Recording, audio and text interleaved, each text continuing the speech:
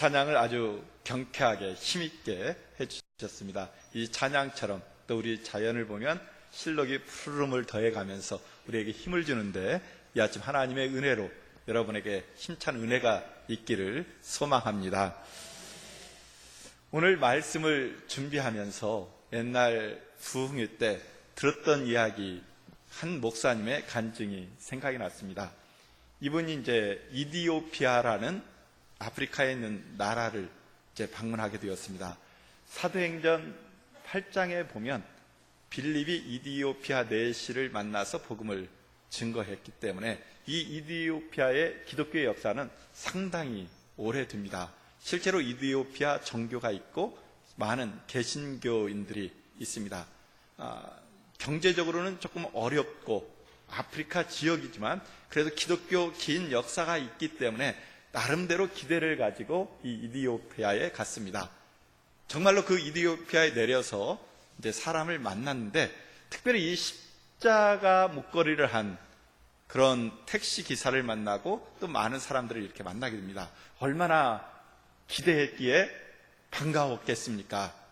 그런데 이분이 이 십자가 목걸이를 한 사람, 그러니까 십자가 목걸이를 하면 나름대로의 기독교인이라고 이 목사님은 생각한 거죠.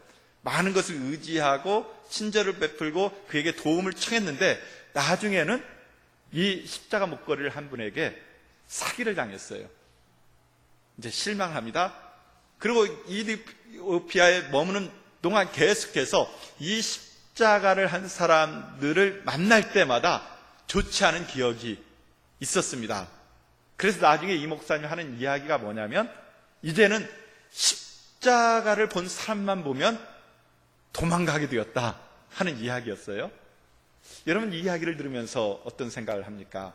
십자가, 우리 예수님이 돌아가시고 우리를 구원한 상징이고 능력입니다. 우리는 그것을 보면 힘을 얻고 또 위로를 받고 또 그런 상징을 가지고 있는 사람을 보면 신뢰하게끔 되어 있습니다. 그 십자가를 통해서 하나님의 능력이 임할 거라고 기대를 합니다. 그러나 이 목사님의 간증을 통해서 보면 그저 십자가만 걸었다고 해서, 십자가 목걸이를 하고 십자가 귀걸이를 하고 십자가를 가졌다고 해서 그 사람이 진정한 기독교인이고 그 사람을 통해서 하나님이 역사하느냐 하는 문제는 별개의 문제라는 것을 알 수가 있습니다. 많은 사람들이 한국에 들어올 때 많은 십자가를 보면서 놀란다고 합니다.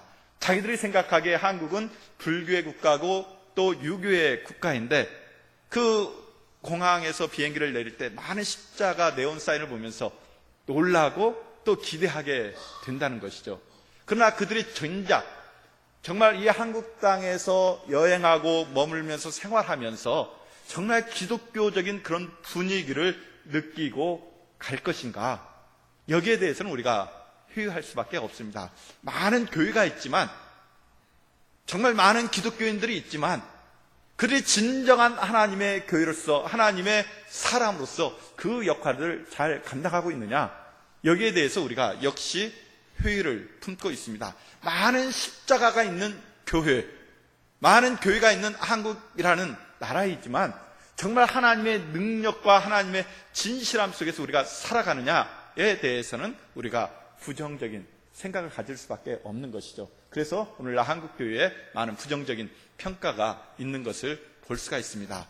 십자가만으로, 교회만으로 기독교인, 무늬만의 형식적인 기독교인이 많다고 해서 정말 우리에게 그 기독교의 능력, 하나님의 능력이 나타나냐 하는 것과는 별개의 문제라는 것을 우리가 깨닫게 됩니다. 오늘 말씀에도 이와 유사한 그런 이야기가 우리에게 전해지고 있습니다. 오늘 말씀은 사사시대 말기입니다. 사사시대 말기는 하나님으로부터 멀어진 시대, 그래서 하나님을 잘 알지 못하고 혼돈과 영적인 암흑의 시대로 우리에게 증거되고 있습니다. 그 영적으로 어두운 시대, 그 시대의 제사장이 바로 엘리 제사장이었습니다. 엘리 제사장은 40년 동안 통치하면서 이스라엘의 영적 지도자의 역할을 했지만 우리가 계속 그 사무엘상을 읽어오면서 보는 것처럼 큰 모범이 되지 못했습니다. 특별히 그의 아들 홈리와 비느하스는 그 제사장이었지만은 하나님을 알지 못하고 하나님의 제사를 멸시하는, 하나님으로부터 멀어져 있는 사람이라는 것을 우리가 기억하고 있습니다. 바로 이런 영적인 어두움의 시대, 엘리 제사장이 통치하던 이 시대에 블레셋이 이스라엘을 쳐들어왔습니다. 아주 강한 군대였죠. 이 이스라엘의 원수 이 블레셋이 쳐들어왔는데 1차 전쟁에서 무려 4,000명이 전사를 당하는 아주 대패를 하게 됩니다. 이스라엘 백성이 놀라게 되죠. 왜 우리가 이 블레셋과 싸워서 이렇게 큰 참패를 당하는가? 장로들이 모여서 회의한 결과 그들의 대응책은 무엇이었습니까? 우리가 하나님의 언약궤가 우리 가운데 없었기 때문에 우리가 전쟁에서 진 모양이구나. 우리가 실로에 있는 그 언약궤를 가져다 놓고 다시 한번 이 블레셋과 싸우자, 이런 결정을 내리게 됩니다. 오늘 말씀 본문 4절에 보니까 이렇게 말씀을 하고 있습니다. 이에 백성이 실로에 사람을 보내어 그룹 사이에 계신 만군의 여호와의 언약궤를 거기서 가져왔고 엘리의 두 아들 홈리와 비느하스는 하나님의 언약궤와 함께 거기에 있었느니라, 이렇게 말하고 있습니다. 이스라엘 백성들이 전쟁의 패배의 원인을 우리가 언약궤가 없었기 때문에 우리가 전쟁에서 패했다 해서 홈리와 비느하스를 중심으로 실로에서 언약궤를 가져오고 싸우기 시작합니다. 근데 이 언약궤가 들어올 때 이스라엘에 놀라운 일들이 일어납니다. 이스라엘 백성들이 사기 충천하게 됩니다. 5절 말씀에 보니까 여호와의 언약궤가 진영에 들어올 때 온 이스라엘이 큰 소리로 외치며 땅이 울린지라. 왜 이 언약궤 하나가 들어왔는데 이스라엘 백성이 그렇게 사기 충천하면서 큰 소리로 외치면서 땅이 진동할 정도로 그렇게 즐거워하며 환호했겠습니까? 이 언약궤만 있으면 이스라엘 백성이 이긴다고 생각했습니다. 이제 이 언약궤가 왔기 때문에 이 블레셋과의 싸움에서 우리가 승리하는 것은 나는 당상이다, 이런 생각을 하고 큰 소리로 외쳤습니다. 실제로 지금까지 이스라엘이 출애굽해서 이 언약궤와 함께할 때 이스라엘에게는 놀라운 기적의 역사들이 있었습니다. 광야 40년의 그 유랑의 길을 이 언약궤 속에 하나님이 함께 하시면서 이스라엘 백성을 돌보아 주셨습니다. 여호수아가 요단강을 건너갈 때는 어떻게 했습니까? 제사장이 언약궤를 메고 요단강에 한 발을 디뎠을 때 요단강물이 멈추면서 이스라엘 백성들이 그 요단강을 건너서 가나안 땅에 들어갈 수가 있었습니다. 또 여리고 성을 점령할 때는 어떻게 했습니까? 7바퀴를 돌았지만은 그 7바퀴를 돌 때 맨 앞에 섰던 것이 언약궤였습니다. 언약궤와 함께 언약궤를 앞세우고 여리고 성을 7바퀴 돌았을 때 그 성을 쉽게 점령할 수가 있었던 것이죠. 이런 모든 그런 사건을 통해서 언약궤와 함께하면은 이스라엘 백성 가운데 하나님의 능력이 나타났고, 아무리 막강한 적이라 할지라도, 아무리 험난하 할지라도 이 언약궤가 가는 곳에서는, 이 하나님이 함께 하시는 곳에서는 그들에게 승리가 있었고 형통한 길이 열렸던 것을 이스라엘 백성은 경험적으로 지금 알고 있습니다. 그런 능력의 언약궤가 그들 가운데 왔기 때문에 그들은 당연히 흥분하면서 큰 소리를 외치며 땅이 진동할 정도로 그렇게 환호할 수밖에 없었습니다. 그런데 이 사실을 블레셋 군대들도 알고 있는 것이죠. 블레셋도 소문을 들어서 그 소식을 알면서 움츠러듭니다. 오늘 말씀 7절과 8절에 보면 블레셋 사람들의 반응이 이렇습니다. 블레셋 사람이 두려워하여 이르되 신이 진영에 이르렀도다 하고 또 이르되 우리에게 화로다. 전날에는 이런 일이 없었도다. 우리에게 화로다. 누가 우리를 이 능한 신들의 손에서 건지시리요. 그들은 광야에서 여러 가지 재앙으로 애굽인을 친 신들입니다. 이렇게 말하고 있습니다. 언약궤 속에 함께하는 야훼 하나님의 능력을 이스라엘 백성들은 경험적으로 알고 있지만, 이스라엘 백성은 경험적으로 알고 있었고, 이 블레셋 사람들은 소문으로 그 소식을 듣고 알고 있습니다. 그렇기 때문에 언약궤가 왔다는 소식을 듣고 굉장히 두려워 떠는 것이죠. 그런데 그 반응이 어떻습니까? 이스라엘 백성들은 이 언약궤가 왔으니까 이제 우리가 싸우면 된다, 이제 전쟁터에 나가면 우리가 이긴다 하는 아주 안일한 마음으로 전쟁에 임하고 있는 것을 볼 수가 있고, 블레셋 사람들은 어떻게 합니까? 저 전능한 신의 언약궤가 저들 가운데 함께 하니까 우리는 더 분발해야 되겠다, 우리가 낙심하면 안 되겠다, 대장부들이여 일어나 싸우자, 우리가 이 싸움에 져서 저들의 노예가 될 것이냐, 아니면 대장부답게 남자답게 용기를 내어 싸워서 우리의 자유를 지킬 것인가, 이렇게 캠페인을 하면서 백성들의 이렇게 독려하니까 결국 싸움의 결과는 어떻게 되었습니까? 언약궤가 있음에도 불구하고 이스라엘 백성들이 아주 참패를 했습니다. 몇 명이 죽었습니까? 3만 명이 죽었어요. 그 언약궤를 블레셋 군대에게 빼앗겼습니다. 그리고 그 소식을 듣고 엘리 제사장은 그 의자에 앉아있다 그렇게 넘어져서 죽었고, 또 이 소식을 듣고 있던 엘리의 며느리 비느하스의 아내는 아기를 낳고서 죽습니다. 그러면서 한마디 결정적인 말을 하죠. 그 아이의 이름을 이가봇이라고 부르는데, 이가봇이라는 뜻은 하나님의 영광이 어디에 있느냐, 하나님의 영광이 이미 우리 가운데 떠났다, 이런 의미를 가지고 있습니다. 굉장한 상징적인 의미가 가지고 있는 것이죠.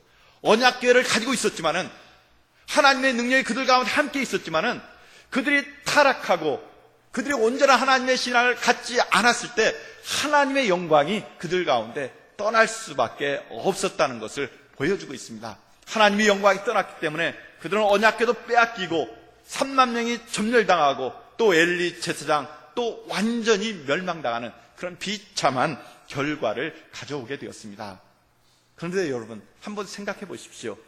그렇게 지금까지 놀라운 능력과 기적을 보여주었던 그 언약궤가 왜 지금 이스라엘 진영에 왔는데도 침묵하고 있습니까? 언약궤와 함께 함에도 불구하고 왜 이스라엘 백성들은 더 큰 패배를 당했습니까? 언약궤가 없을 때 4천 명이 죽는 그런 피해를 당했다면, 언약궤가 있으면 최소한 그보다는 더 적은 패배를 당해야 될 거 아니에요. 그런데 4만 명이나 더 큰 참패를, 완전한 참패를 당하게 되었습니다. 왜 그렇습니까? 무엇이 문제이겠습니까? 우리는 여기서 이 언약궤 그 자체가 능력이 아니라는 것을 다시 한번 깨닫게 됩니다. 우리의 신앙생활도 마찬가지죠. 우리가 교회만 다닌다고 해서, 십자가 목걸이를 하고 있다고 해서, 성경책을 가지고 다닌다고 해서 그것 자체가 우리의 신앙을 보증하는 것이고, 우리에게 하나님의 능력을 나타내는 것이고, 하나님의 은총을 베풀어 주시는 것이 아니라는 것입니다. 거기에 걸맞는 아름다운 하나님을 향한 신실한 믿음이 있어야 될 것이고, 거기에 따른 하나님을 향한 헌신이 있어야 될 것이고, 하나님에 대한 그런 충성, 하나님에 대한 신뢰가 있을 때 그 가운데 하나님의 능력이 나타나는 것이지, 십자가만 있다고, 언약궤만 있다고 해서 거기에 바로 즉각적으로 하나님의 능력이 나타나면서 기적을 행하는 것이 아니라는 것을 우리에게 보여주고 있습니다. 특별히 이스라엘 백성들이 그런 잘못을 범했어요. 오늘 3장 3절 후반부에 보면 이스라엘 백성이 그 언약궤를 가져올 때 우리를 위하여, 우리가 지금 전쟁에 졌고 우리에게 그 법궤를 가져오자, 이렇게 말씀을 하고 있습니다. 그 우리라는 말이 5번이나 3절 후반부에 반복되고 있어요. 후반부에 보면 이렇게 말합니다.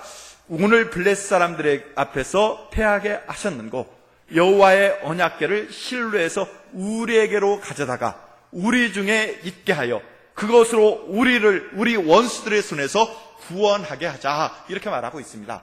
우리에게 가져오자, 이 말을 히브리어로 엘레누라고 이야기합니다.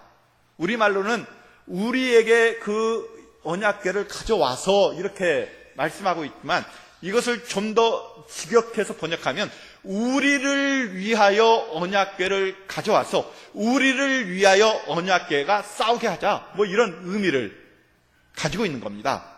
그러니까 지금 이스라엘 백성들이 실로에서 언약궤를 가져온 것은 어떤 하나님을 믿는 믿음과 하나님을 의지하는 그 신앙 속에서 가져온 것이 아니라는 겁니다.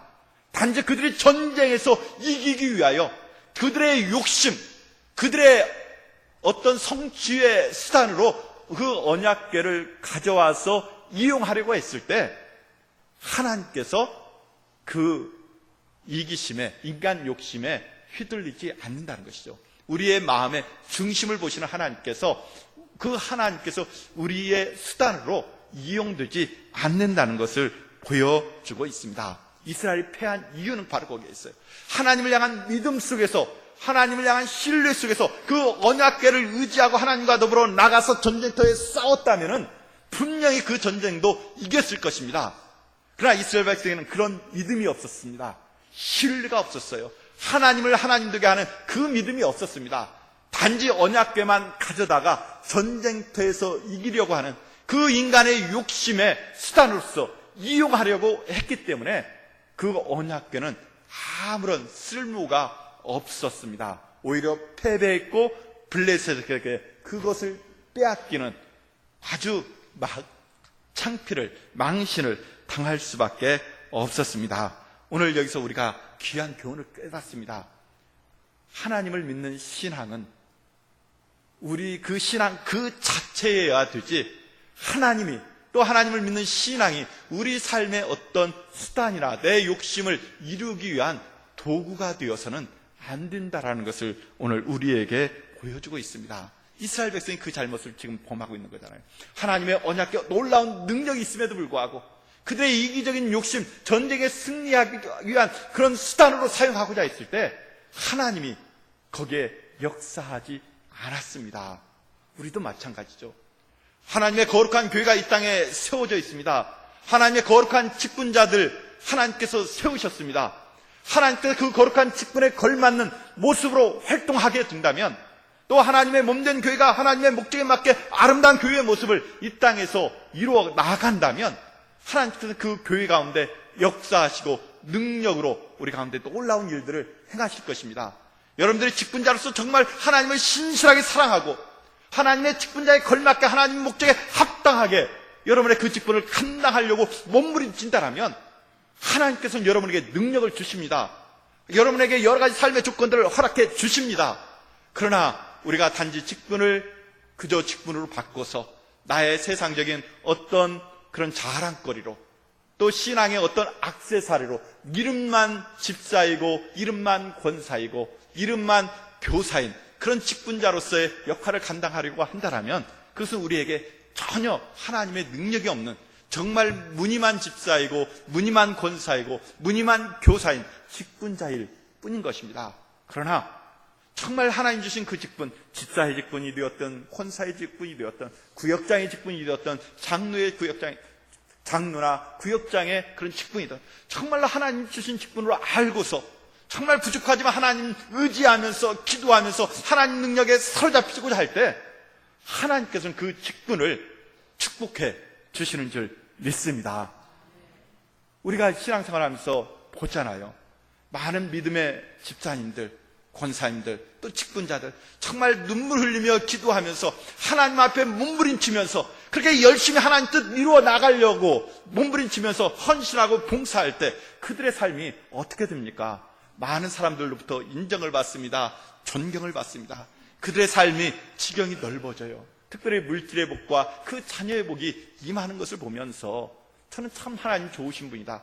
정말 하나님 앞에 신실된 직분자라고 서려고 하는 사람들에게 하나님 능력 주시고 복 주시는구나 하는 고백을 하지 않을 수 없습니다. 그러나 그런 직분, 고귀한 직분을 받았음에도 불구하고 정말 하나님의 능력에 사로잡혀 살아가기를 원치 않는 분들, 그저 직분을 그렇게 무늬만 받고 이름만 걸치고 살아가시는 분들, 그렇게 신앙생활하는 분들 보면 얼마나 안타까운지 알 수가 없어요. 여러분들 그것 보지 않습니까?